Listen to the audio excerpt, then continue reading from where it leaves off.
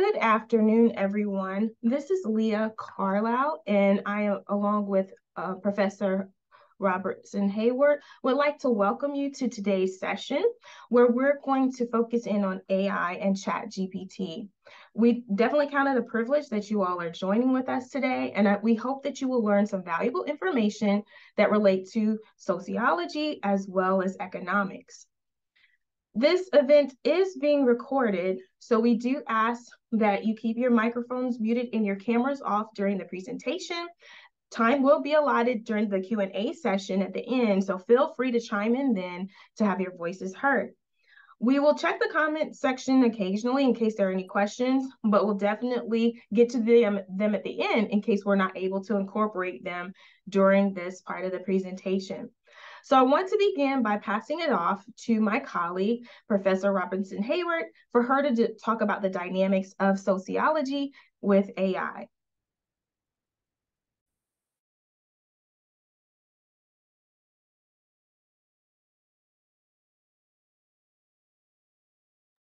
I better make sure you're unmuted. There you go. I just unmuted. Sorry about that. Again, welcome, as Professor Carla has stated. And we're going to take a little brief look at what do we mean by AI. Next one. Okay.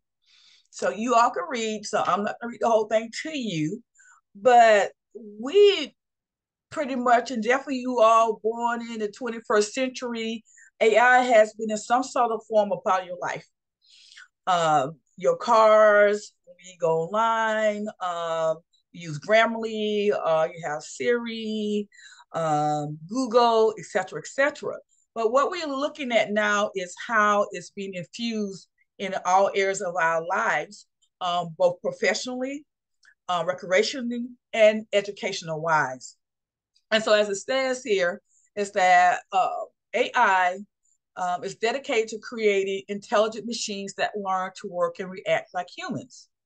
And we have some basic characteristics with these varieties. We have reactive intelligence that only reacts to certain input, pretty staid. Then we have limited memory intelligence, which can utilize some past data and can assist in making some choices, but it uses short-lived or temporary memory. And then theory of mind has a little bit of ability to socialize, understand human emotions.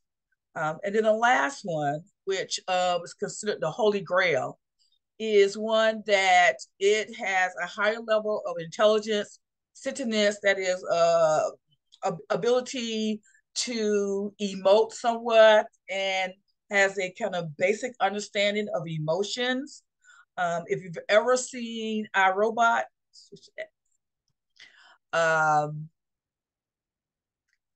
next slide. Okay. Oh, this after that one. Okay.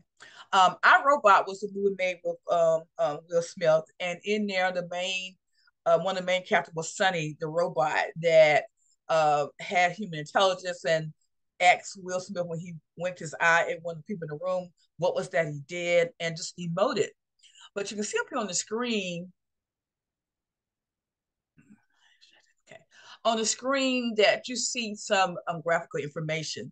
On the left, where you see 34.4%, and this is a projection in terms of the education market between 2020 through 2030. The monies that's being invested will be invested in increasing, educating both the professionals in the field, we as educators and students, how to use it most effectively. And then you go to the right of the screen, you see where it talks about a comparison look at education market size wise between 2018 and 2028. And going to the middle there, we are in 2023. And if you see the bar graph here, you see here 2023 compared to 2018, 2020 and 2021, 2022, we know what was happening then. We have structural elements that pushed us forward on all levels. And then now we had a projection for 2024 onward, and by 2028, to 12.8 billion. And just think about that as we begin to absorb this in our daily lives, that we begin to look at this not as some new phenomenon, but something that's an integral part of what we do, like computers now. It's an adjustment that we have to make on all levels. Okay, Leah. Okay. So, yes. Okay. So when we look at the effects, and if it's something you want me to go back over later, just put down one bullet, 1, 2, or 3, or 4, and I know what you're talking about. I go back to that. On the left, you see the con elements, labor shortage and the skills gap. On one hand, you have a lot of those in the business world saying that they have 11 point something million job gap. And you're wondering probably, what do they mean? All these people looking for jobs, et cetera, et cetera. But what you have to think about, we are in a higher tech world. And so we have a lot of individuals who don't have those skills. One of the things that happened with Midlands Tech back here at the beginning of the 21st century is that Simon's, one of our partners, came here primarily because we said we could offer the skills for our workforce via Midlands Tech's offerings. Yes, offerings. Because we have in this state, in a lot of states throughout the United States, a high rate of functional illiteracy. I'm not getting to that preaching game, but put it this way. Think about if you're in a class and it's your first day in chemistry or physical science or stats or economics, and you have all these charts and things. You like, what in the world is that talking about? I have no idea. Or way back to geometry. And then hopefully over a week or two, you begin to learn what these equations mean, et cetera, et cetera. Then after a while, you get an understanding. But take someone who's functionally illiterate. They are stuck there where they still are having all these things in their minds. They may have the skills. They have the skills. You show them they can do it, but they cannot interpret and react and respond and utilize the equipment. And so they have to be trained how to utilize this equipment, how to maneuver through that, the functionality of AI, because inherent on how people are able to move up in the workforce and the types of jobs they can get. Down at the bottom, the fourth one says new skills needs emerging at a faster pace.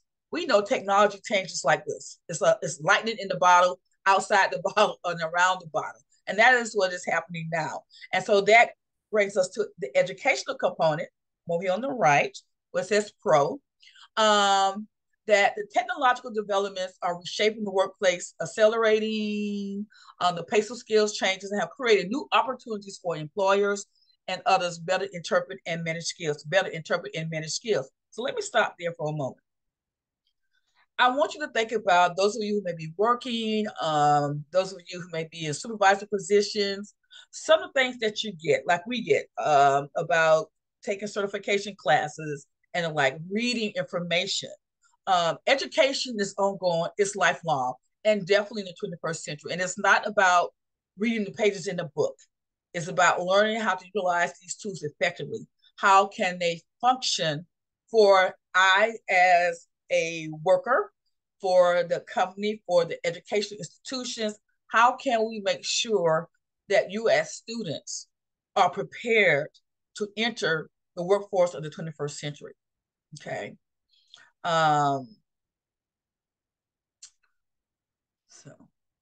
So what is ChatGPT? When I was reading, I was like, what is ChatGPT? I knew what it was, but I'm thinking it was here for a period of time, but really, it was really created, ChatGPT, in 2022. And that's just a little bit over a year. And this is a program that has moved up the scale past the original chat bots that were out there. It uses herbal language processing, laptop gated knowledge to generate wise and enticing responses to consumer input. To put it simply, layman's language. When you go on your computers now, you hit a button here and there, it can ask you what you want. It has a history, good and bad, of things that you search for on a regular basis. It can interpret things for you to a certain extent. So it's providing you kind of that guided assistance when we search for various things, from basketball tickets to doing that research paper, and all that falls in between. So some key terms here. GPT, that part of chat, stands for Generative Pre-trained Transformer. And it's a laptop mannequin. See, here's some new language. A laptop mannequin, dependent on deep gaining knowledge of strategies. And it produces human-like textual content, primarily based on input. So let me see if I can break it down a little bit here. So we're looking at now where often you go in and you may ask a question, you may say, I still don't understand. Can you clarify? It cannot do that. Just to give you a simple example. It's education using a laptop mastering approach known as reinforcement learning from human feedback, or HF, sorry. Okay. And it's something, if you go with something again and again, it kind of has that memory, and then it is able to regurgitate that back to you and may go a little bit further. For those of you who do a lot of shopping or whatever online, it probably puts up things for you go online about, we see you like this, we see you visited this before, those types of things. And the third point here, primarily based on the effective GPT 3.5 collection of language, getting to know fashions. Let's put it this way, it's the holy grail, it's the bullet, it's the missile. And this is where moving towards and trying to go beyond that. There are chatbots. They're in a position to grant customized and greater correct consequences based solely on persistent historic interactions. So that takes, like when you go into your computer and there are things you have been looking up, it automatically puts those things in, you know. That's a good part of it. It automatically brings those things in, and you don't have to search all over the place. If you're doing a paper in sociology and you're deciding you want to look at artificial intelligence and the students' ability to use it useful, okay, you go in and put in those different things. And when you go back, automatically comes up a list of the things where you've been, and it guides you toward things that are very similar, okay? So contrasted with search engines that supply only a minimal degree of personalized outcomes based totally on preceding searches. So it's more personalized. I like to tell students, when you go into the library, make sure you clear the search box out, because sometimes there are things you might not want it to be. And don't pay your bills on a public computer. I'll put it like that. I'll put it real simple like that, okay? And 4 basic ways that educators can utilize this. Let me see, mine is blocking. There you go. Okay. So role-playing conversations, that's important in a lot of classes where you're learning how to, say if you're in counseling, you are in sociology class, but you're learning how you need to interview a family for some type of assistance. Role playing, how you should react in terms of an objective way, for instance, versus a subjective way. Learning how to gauge in the dynamics that you may be seeing. And my students on here, we talked about nonverbal and verbal language. That's a key part of how we interact. We don't even realize how much nonverbal interplay is part of what we do. Building classroom materials. So we're going from just bringing in, I'll go back in time, for bringing in the VCR and put in that VHS tape to way back before you were born, going to the PBS stations to bring in some learning content, where we have all these tools that we can get from Spain, from Indiana, from Maine, from various universities, from various libraries we can't go to. We can pull those things now via the computer. We can put in the information that we want, building that pathway. For a lot of our students who English is their second and maybe their third language, now you can put it in your language of choice to provide you with a way of interpreting that without just doing it in your mind and coming back and regurgitating. You don't have to go back and forth.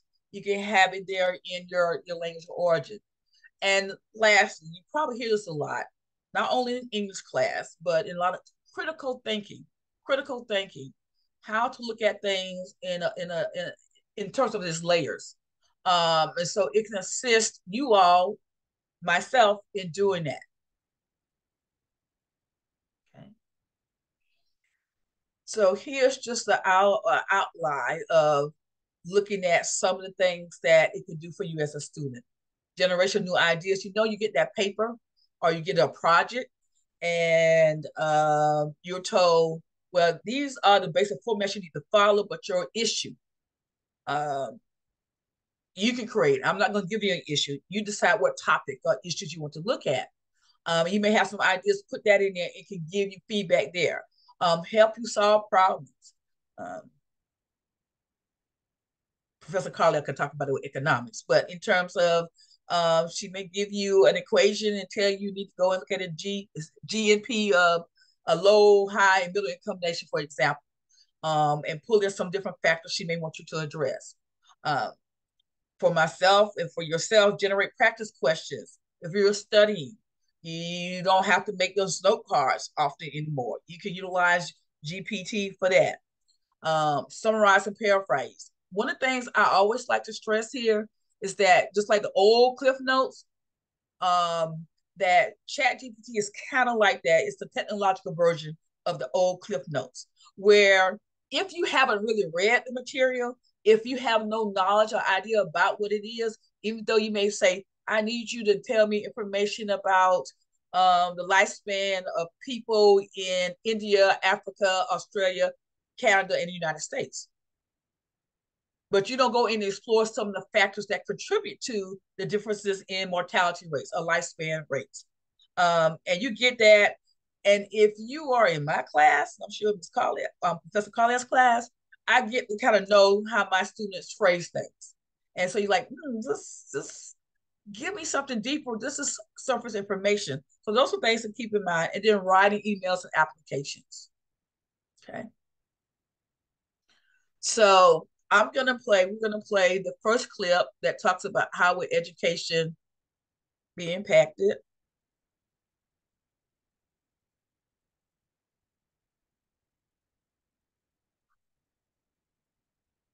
Exam grades are expected to return to normal this year for the first time since the pandemic.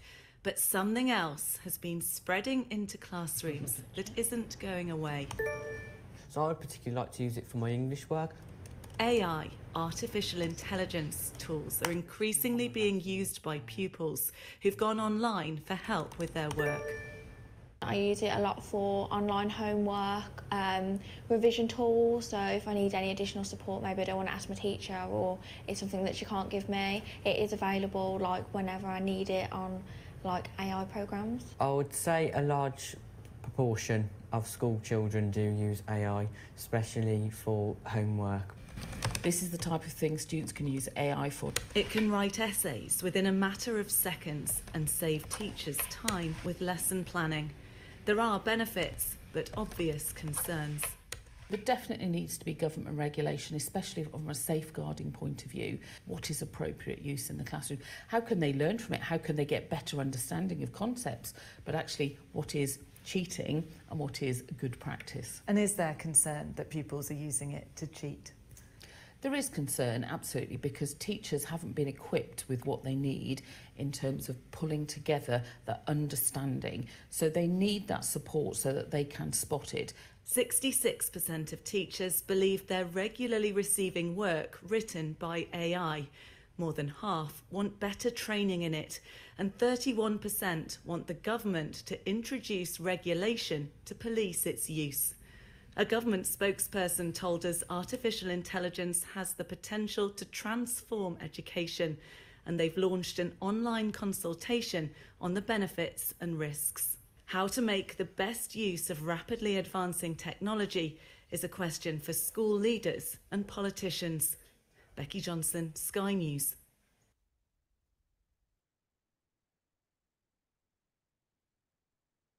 Okay, before we play this one, Leah, let me make one brief commentary for people to keep in mind. That latter part talks about the usefulness of it and how it can be dysfunctional. It can be dysfunctional. And so as educators, we have to and need to be trained in how to utilize it in the best way for ourselves and for our students. And you as students need to learn how to utilize it in the best way for yourself. It's just like you go to look for something. If you don't know how to put the right words in, what is it called? Putting the right words in to look up information, you'll say, I can't find anything. It's nothing there. And I'm like, yeah. And I go in, pop, pop, pop, pop, and here you go. And so it's like this, that it's a tool that definitely can be effective, but on both ends, we've got to learn how to utilize it in a very functional manner where not only the manifest function of these things, but the latent functions of them in a positive way. You know, a latent function is something that you don't recognize, but is beneficial. So like gaming, where they decried that and they realized this allowed people who may be kind of retired, they get invested in that and utilize it in the classroom, and they learn I brought my son English games and math games when he was in preschool and first grade, a fun way to learn your vowels, your bliss, and like all those good things. So that gaming now is seen as a viable tool, that they have scholarships at a lot of universities that give you scholarships for that, and that gets people really involved in focusing on their work. And then the last thing, it was a major university, I'm not going to say the name, back, I think it was late spring, beginning of summer, there was some controversy because the professor gave the students basically all F's and D's and said they had cheated, used AI. And so they were saying, no, we utilize it, but here's our work. And he had to go back and recalculate their grades. And it wasn't him being mean, it's that he didn't have that awareness of how to utilize it that way to grade the students' papers. Okay. It's going to destroy the essay or even replace teachers. Technofuturism asks, what learning task can artificial intelligence replace? And then it replaces those tasks. But I think this misses the point. Simply because technology can replace something doesn't mean it should or even will replace a task. At least, not every time. When the pandemic hit a couple years ago, I asked my students to do a show and tell activity about a healthy way that they were handling social isolation. They talked about gardening and cooking and painting pictures and journaling and sewing clothes and playing music and computer coding and doing crossword puzzles. Every one of these things could have been automated by machines. And yet, these activities were lifelines during a global pandemic. On a more academic level, certain low-tech strategies are still valuable for deeper learning. AI can produce an original essay that will score really well on a single rubric. But writing is still necessary as a tool for making meaning. We learn through writing.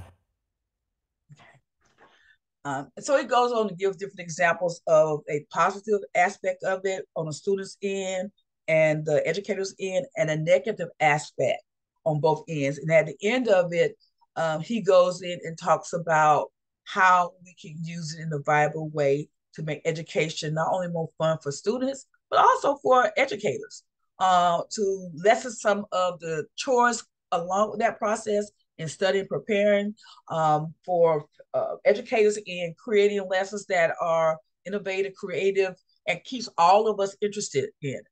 So here, there's a flow chart about the top ways to use it as a student. Writing academic mails, run spelling grammar checks, generate practice questions for tests, etc., etc. So it definitely is something that will enhance your life as a student. Okay. And just very quickly, I'm going to pull out 3 things: changing learning nature, changing teacher roles, tutorial support. So often you don't have to get online with someone, can be right there, put in that information and get assistance with a math problem, economics problem, or trying to solve some type of case situation you've gotten from your history or psychology or sociology teacher. So what we are going to begin doing in the world of education is to begin to look at how this can be viable on both ends for all of us. Okay. And lastly, that functionalism is a perspective that talks about macro level issues and how things can be functional in society, the intended function, the latent functions, those things that are often intended but are beneficial, and then those things that are latent dysfunctions. And we have to try to address those as we go along, because anything has those elements to it. Symbolic interactionism is looking at things on the micro level, on the smaller scale, the meanings, interpreting, responding, like the situation about the professor giving his students F's and D's because he felt that they were cheating, had cheated, and had to go back. And again, that was a learning lesson on both sides, putting things in place to train us all how to use it in a viable manner. So you have this intersectionality between the students, teachers, collaborators, the book publishers now putting things out that are easier to enhance learning on your side and for us in teaching.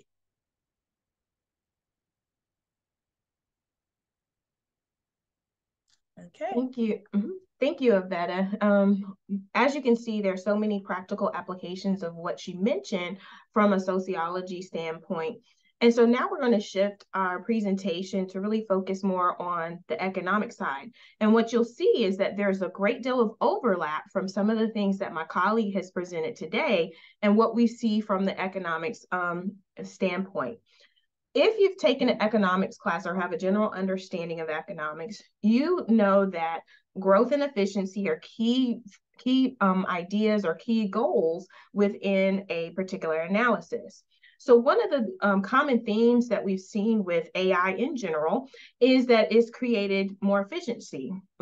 People are able to allocate their time and their talents towards non-repetitive tasks and allowed AI to focus more on those repetitive tasks. And we saw that from the video that Professor Robinson Hayward demonstrated as well.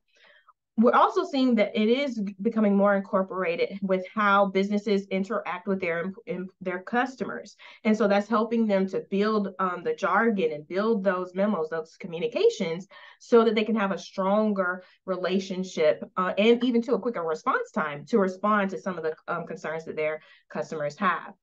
And also we've seen that there's been an increase in sales because of all of these initiatives that they've made.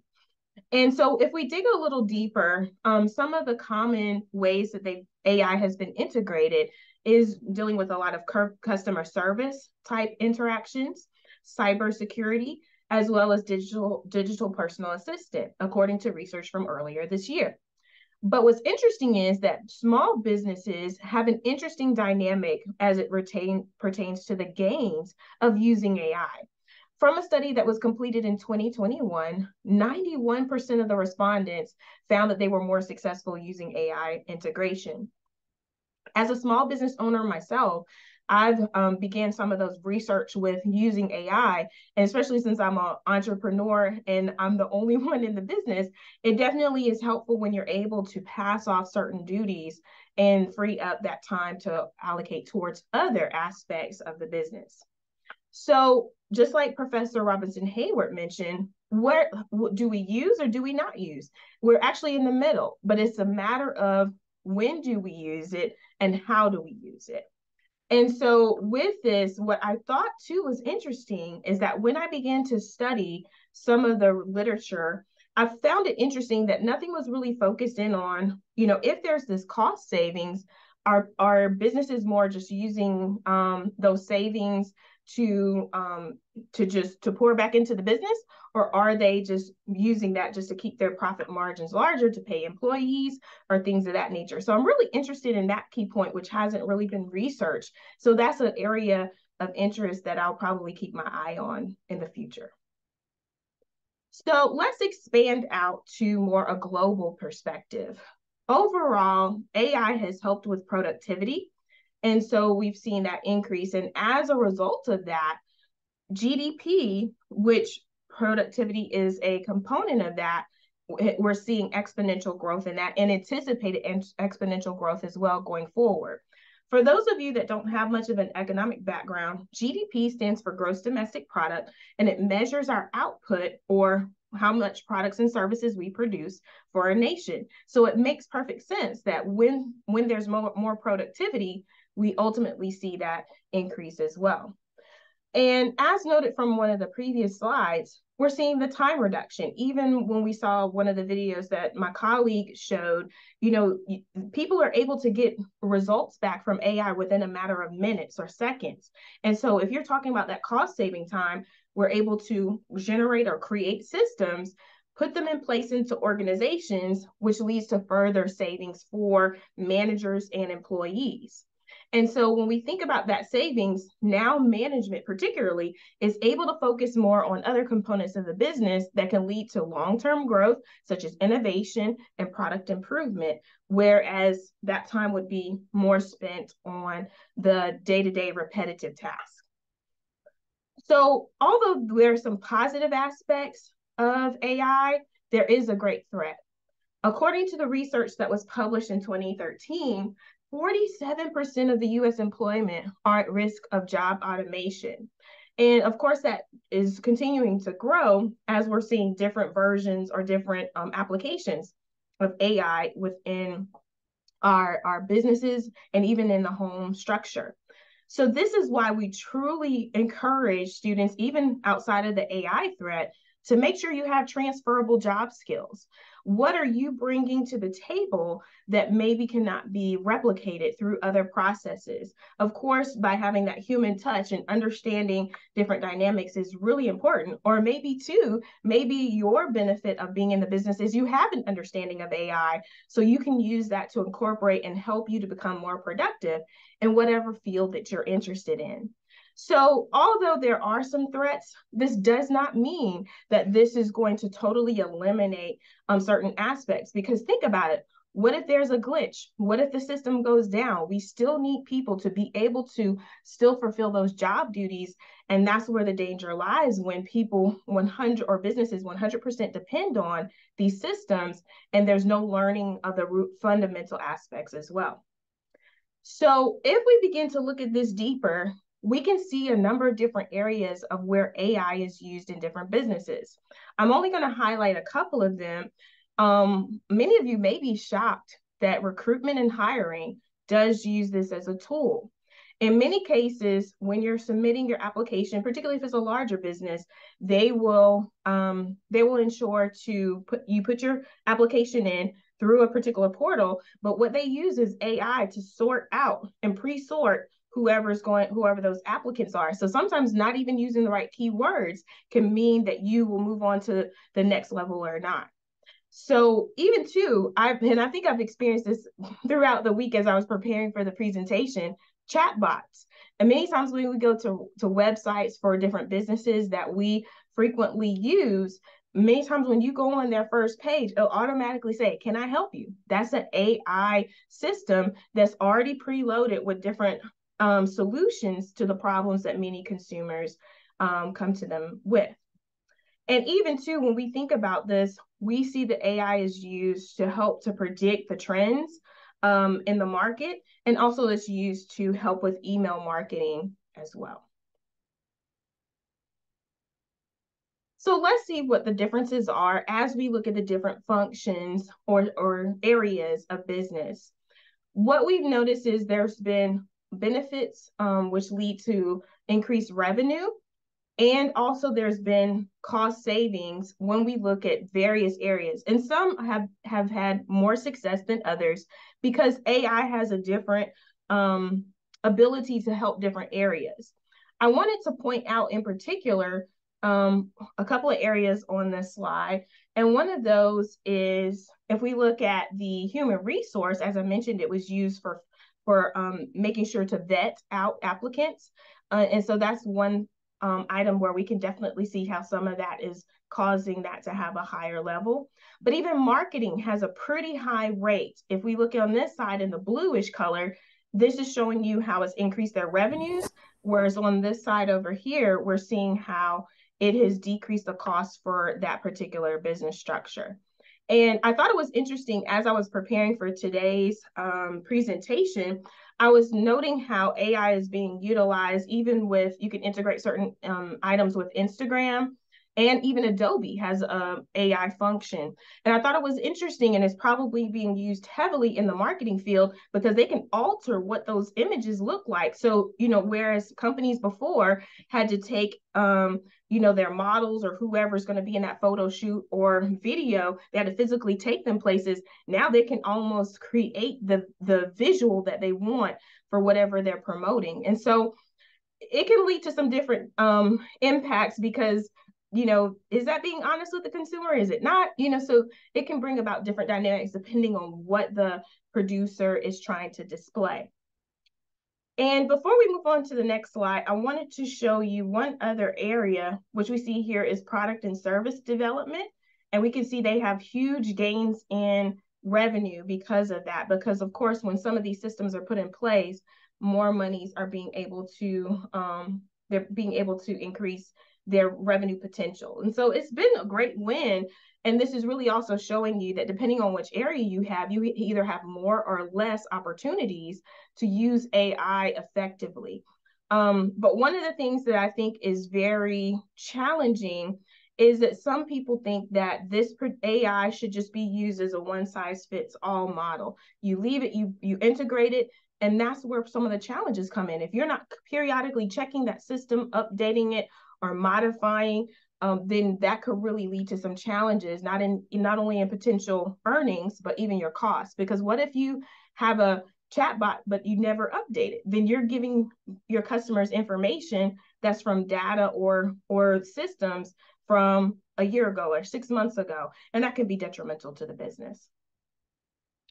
So as we step forward, what we can see in this particular slide here is how businesses are using it internally, because in many different interactions with individuals, what we see is that even helping with the overhead costs really helps businesses to allocate more money to other items. And so we see a great deal of those that were interviewed for this study that was posted within Forbes website, how this is being utilized to do different tasks. And when you think about this, particularly if you're thinking about a report where you're just trying to generate a graph, particularly if you're dealing with not as much knowledge of how to create an Excel graph or things of that nature, this is definitely a pro. But as Professor Robinson-Hayward said, we really need to make sure you have to go back and check, because what if there's an anomaly or something that we have to point out that we wouldn't be aware of if we didn't have general knowledge of this. So as stated before, AI is great for a tool, but we also have to make sure that we have backup systems in place and that we become more knowledgeable and just use it as a tool versus fully being dependent upon that resource. So let's take a moment just to look at ChatGPT. As my colleague mentioned, this is a very new resource, and I think that's one of the challenges that we've experienced even as educators, is we haven't had as much time to become versed on this particular technology. So it's been more difficult to try to embed it. And because the users of ChatGPT has grown exponentially and surpassed so many other models, then this is something that we really have to go a little bit faster with our pace to become more knowledgeable of. So this system is only a year old. And so one of the things that we mentioned that's a pro is it's very timely. You can quickly go through and try to get a quick answer, and that will save you a lot of time going online and trying to search for the perfect information. But it only gives us just a baseline of different things, and you have to have context to really understand how the information is being presented is truly relevant to whatever question you're trying to answer. As stated before, it lowers the cost burden. It is a system that we were able to use in order to really process different information or gather information to do, rather than hiring someone or putting more of that burden on them during their daily work. It's also very inexpensive to implement. Although there are other systems, like there are other companies that can create customized AI processes, ChatGPT is a good alternative if that's not a viable option for a company or individual. One of the challenges that we can see here is it lacks emotional intelligence. Although it may have a baseline, what we're seeing is that because every person is different, every person is coming with a different problem or situation that they may need to talk to a customer service representative, you won't get 100% of that human interaction feel that you would through ChatGPT. Although it is helpful if something is more straightforward. How do I reset my password? If you're looking for something through a chat bot, that works well. But something that really where everything has to be so customizable, this becomes problematic because you may deal with different challenges within a business as you interact with customers. And that ties into the inability to account for every scenario. What if, for instance, someone is trying to reset their password, but then they forget they never really had an account with that particular company, or they have such a unique situation that you haven't even created the system to identify with it. So that's something that businesses have to be in tune of. And also fine tuning is required. If a business believes set it and forget it, they're going to end up with some challenges because they may be giving information that is not accurate or up to date. And also, too, there's a lot of uncertainty due to the newness. It is a very new system. It does have many gains so far, but how will we see it moving going forward? That is to be determined. So as we begin to look at, from the consumer perspective, there are definitely some pros and cons. Some of the great aspects of AI in general is that it does 24/7 support. And so with that, customers, when they're utilizing the systems that businesses have, they're able to get information when they normally wouldn't have people on staff to assist them with their challenges. And of course, that could lead to higher customer satisfaction and even create a brand loyalty for a lot of different producers because they're able to support their clientele around the clock. It also can help eliminate the thought process. By show of hands, how many of you, when you're typing on your phone or even in, I know a lot of email systems, it'll go ahead and you'll see the system begin to kind of type out what it thinks you're going to say. Give me a thumbs up or raise your hand or say me in the chat if you've seen that before. And so many of you don't realize that's an AI system that is actually doing that. And so whereas that is showing you that, wow, this has saved me time because I'm only typing out half of the time. So it's giving me a time savings for that. But if we think about it, this can actually lead to a negative. When we don't continually challenge ourselves or try to continue to make sure, we're keeping up with grammar rules or knowing how to structure sentences, sometimes we can lose those essential skills that when we go into the workplace, we can become a little rusty, and that can create challenges as we're interacting with others. And even too, when we think about this, as I said, it is a pro, but we have to, again, make sure that we balance that out so we're not overutilizing it and then not using that to further develop our skills that we have. And of course, AI does have some challenges, of course, misinformation or not updated information. I know particularly when I teach macroeconomics, we're constantly dealing with current data. And so if I'm asking for something that's happened this year, which requires students to research articles and newspapers, some of the AI systems are not updated with this year's information. So in essence, a student wouldn't have full information regarding that. And even when we think about this, as noted before, job security is a huge risk. Again, if we're making sure that we have transferable skill sets, this will definitely not be as big of an impact for you. And so it's important to learn a variety of skills that can transfer into other areas. And last but not least, privacy is a huge issue. If many different organizations are using this in areas where you're using consumer sensitive information like the medical field or legal or financial, what if someone is putting your private information in ChatGPT? Remember, it's a system that learns or that uses anything that's coming into the system to replicate what will happen if there's a data breach or if there's something where that system is hacked. How will we know that your information is not in there? So this is something that has to continue to develop. And again, this is a system that AI is not new, although ChatGPT is new. AI has been around for decades, but it's just now I think ChatGPT has really put a spotlight on some of the things that are involved with how we're using it more day to day. And so I hope that you all are gaining more information about how this is so useful, things that you should consider, not only as a consumer, but as a future business owner or leader in the global economy as you begin to think about this. Okay, so we're going to pause right now and answer any questions.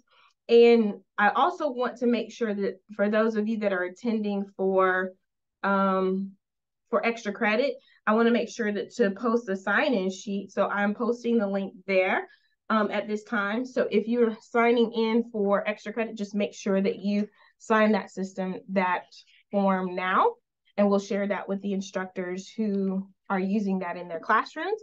But let's hear from the audience. What questions do you have for either Professor Hayward, Robinson Hayward, or myself? Any questions?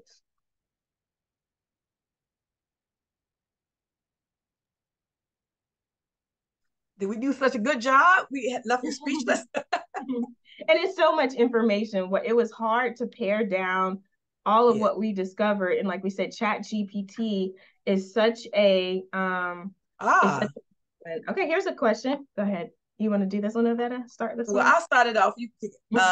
Great question, Imani. Because as educators, we are always trying to look forward.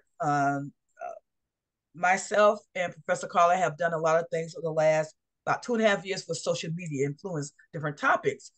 And I said to her, I said, you know what, I think we got another one to look at. And then we look at what was our in-service, that was one of the topics. So it's out there, it's a burning question. And we try to stay ahead of the game. And that's part of what we are emphasizing here, is that when something comes out and you see what it is, curiosity is great, but see how it's going to impact you, how it's going to be viable for you as a professional, whether it's in education, business, or whatever it may be. In acting, thank you, Imani. That's the one main reason that I really started thinking about that. Something I was reading, but the actor strike, Professor Carla mentioned that earlier, that you have these images that they now can generate, and then that's putting a lot of people out of jobs. A lot of actors out of jobs, or they're not getting their royalties. That was one of the big things that was out of there. So hopefully, you want to add something to that, Leah?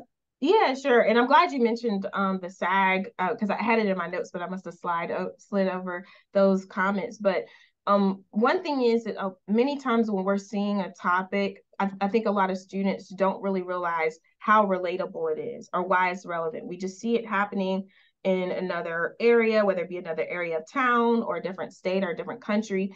But we wanted to show how this is impacting not only your educational experience, but where even to the future job market. And as my colleague mentioned, when you think about it, you just say, oh, okay, AI, I use it to help with understanding or getting in touch with a business faster. But for another area, it's been a huge threat. Which I think their strike is on, I was looking at this morning, it was over 100 days now for the actors strike.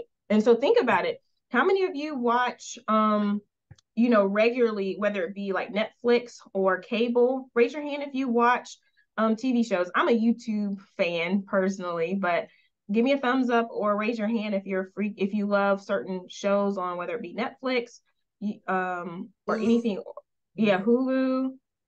I only see a couple of them. Most of you must be YouTube fans. But this is going to impact you. Yeah, this is going to impact you because if actors are not creating different films, that means we're going to see a slowdown in the starts of new seasons. We're also going to see, because I know there was a writer's strike as well.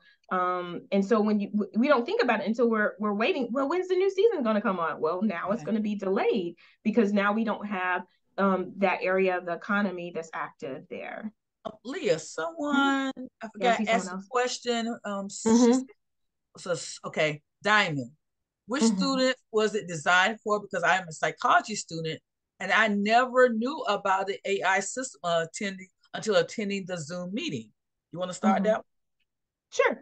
I mean, it can be used for anyone, particularly in psychology. Like if you're I could see it could be used definitely to learn more about, like, to test yourself. Like if you're saying what type of what is typical of a person who has this type of behavior, if you're understanding or if you're understanding, trying to understand human growth and development, what are the different stages of the development process for individuals? And I know many of my students will be able to identify that with this. We've talked about behavioral economics. So how are producers using behavioral economics, which is a blend of psychology, biology, and psychology, to target consumers? You can really learn more about the information that you're studying, and to make sure that you gain a general knowledge of it. Did you want to add to that? I'm going to pick, yeah, great. And I'm going to piggyback on that question with psychology. Psychology and sociology are fraternal twins. They look at a lot of the same things. Psychology is looking at the individual and their responses. And so one of the things I mentioned earlier is about role playing. And as a psychology major, and that was my undergrad degree in psychology, one of the things you learn how you have to try to interact with people, how you have to try to get a understanding of where they may be coming from. And sometimes, remember I mentioned about nonverbal versus verbal? You learn how to read as a psych major, according to what area you go into. You learn how to read nonverbal language, how to read what someone's facial expression may really be meaning, the tone of voice. And so that's definitely one aspect of it. The other one is then that you can create scenarios. In psychology, you're probably given some scenarios, especially the upper level ones, about how would you handle a 3-year-old who physically should be able to talk, but they're not talking. What was causing that? How can you get to that? And then it piggybacked on something someone just posted. Oh Lord, good questions. Authors and professors. Oh wow. I'm in my dissertation and I finished my coursework. Oh God. I started 2017, 2019. That was a breeze. And getting together has been good, but a lot of external things happen. A friend died of lung cancer, unexpected, just things like that. And I have 100 pages plus, and I've shared this with Professor Carlisle too. But getting that core of developing the questionnaire, the type of questions that I want to utilize. I was like, I'm stuck. And I kept putting things in there and it was not giving me back what I wanted. And finally, a friend of mine said, try chat. And that was last year. I said, really? So I went in there and laid out my framework of what I want to look at and what I was trying to get at. And it gave me questions. So I did it like 3 different times to pull from that. And then I tweaked it in terms of what I really want to ask. And so that's one of the things we are talking about. Definitely useful, but you've got to have some knowledge and some awareness of what the subject matter is, because it gives you broad information, generalized information often. So you have to titrate it. You have to tweak it to fit what you may want to ask or inquire about, or if you're doing an assignment for your professor, they've laid out some particular things they want you to address. So that's why you have to have that working knowledge and do your reading when you talk about utilizing AI. And I saw someone say when they got older. You see that one, Leah? Yeah, I want to add to the question about professional writing. Yes. I wouldn't say it's a 100% threat where it will omit that, because I've read, authors who write for the New York Times and just all the different literature that I access normally.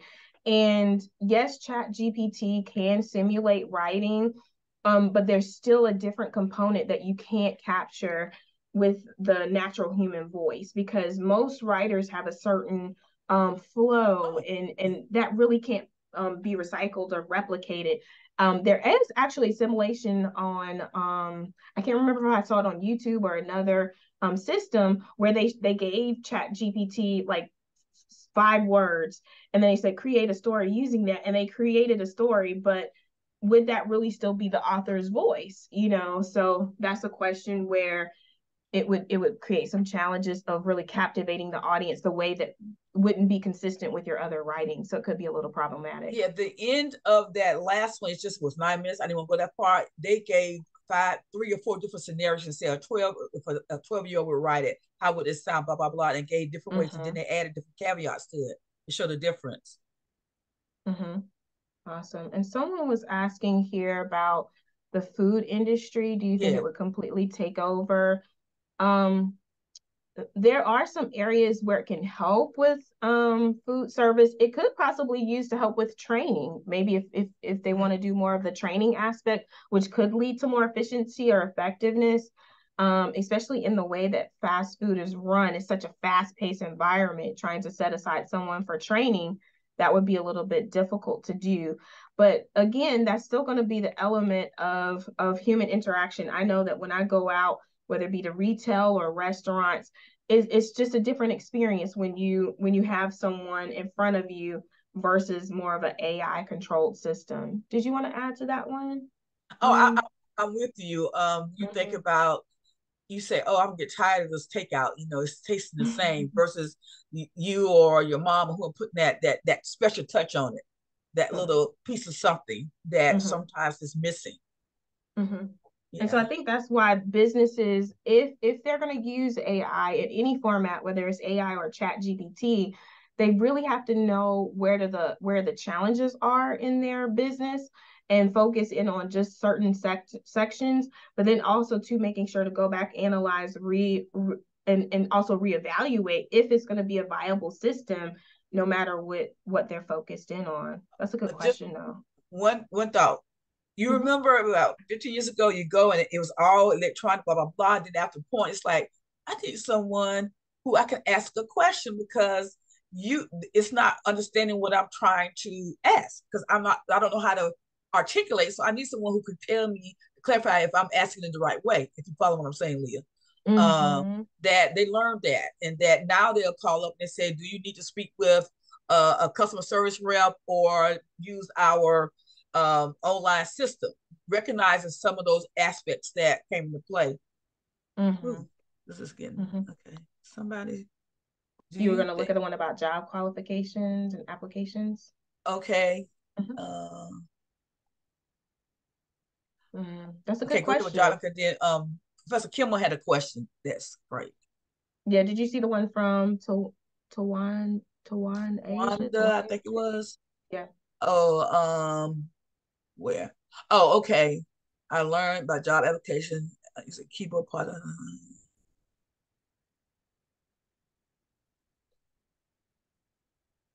I was gonna say I can start it out if you want to do, or if you can. It doesn't matter. You go ahead. Yeah. I'm absorbing it. As we mentioned earlier in the presentation, of course, AI is now being used to vet, but it also can be used on the applicant side to help promote.